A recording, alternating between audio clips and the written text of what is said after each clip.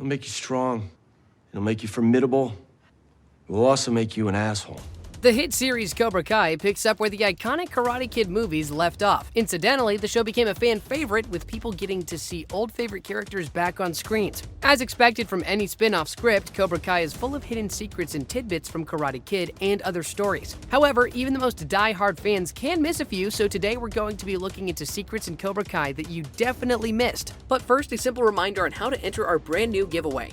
We will be giving away either an iPhone X Max, the new iPad mini, or a MacBook Pro. It's all your choice. So be sure to leave a like, comment the keyword, subscribe, and turn on notifications to enter the giveaway. It's really that simple. First up is the fact that the dojo used in the show is not a set created to replicate the original dojo. One particular scene that attests to this authenticity is when an unplanned car alarm goes off outside the dojo while Jonny is training his students. We bet that so many fans have wished on several occasions that the funny and cleverly handled scene made it to the final cut. All the sets in the show are picture perfect, right from the beach to Cobra Kai's dojo to Daniel's gigantic house and the high school cafeteria. The locations look very authentic. There is only one fake location in the show, which is entirely a set. It's Miguel's apartment. Zolo Mariduena, in one particular interview, revealed that it's merely a set. According to him, none of the doors in the apartment actually lead to anywhere. Do you think the walls of Miguel's apartment could have caved in or suffered damage if he had practiced his kicks and punches on them? The YouTube series has outdone all expectations when it comes to sets and filming. Now that Netflix is picking up the rights for season 3,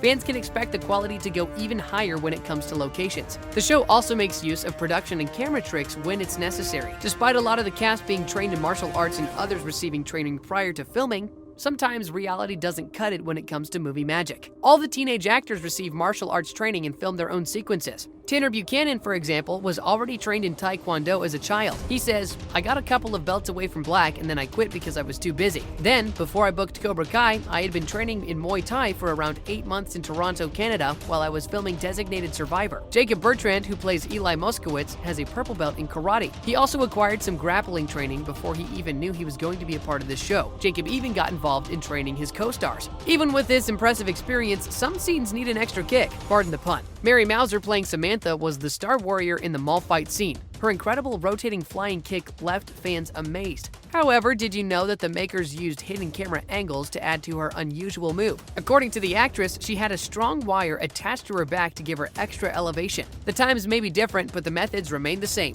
In Cobra Kai, Daniel trains his student Robbie with the same techniques used by Mr. Miyagi to coach him back in the Karate Kid movie. The wall painting and single hit hammer to the nail while fixing up the dojo is taken directly from the original movies. Did you notice this little secret?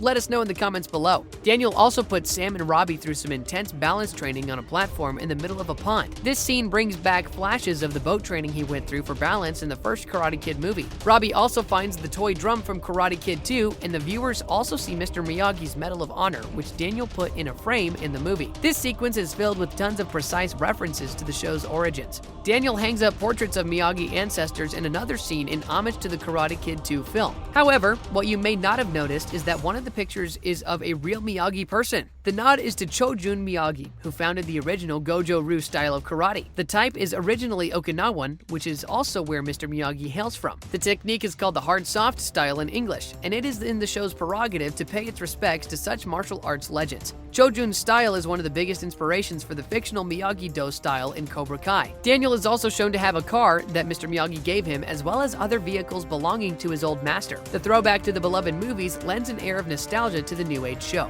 Ralph Macchio, who plays Daniel, talks about the scene where he visits Miyagi's grave and how it brought back a ton of memories for the actor. According to him, it only felt like yesterday when he and Lawrence were shooting the 1984 film that became a breakthrough for the young actor. He said, "That rush of emotions came over me, going back to where it all began. The fact that Pat Morita has passed and both our director John Avildsen and producer Jerry Winthrop are no longer with us, I went to my dressing room and had all of these emotions." Ralph Macchio reveals that he was actually choked up and was very worried about doing the legacy of the 1984 movie justice. According to him, it was a compelling moment, and it definitely motivated him to drive his full efforts into Cobra Kai. The show also pays homage to Mr. Miyagi by letting Daniel run into a stranger dressed a lot like Miyagi used to. This happens on the beach in a moment where Daniel desperately wishes his old trainer were around to give him advice. Pat Morita and his legacy continue to live on through the show and loving fans around the world. Next up, we have a little Easter egg from season 2 of the show. Kreese and Johnny's meeting in the second season is deeply reminiscent of the Karate Kid movies. When Jonny refuses to shake his hand, Kreese says, "I like that.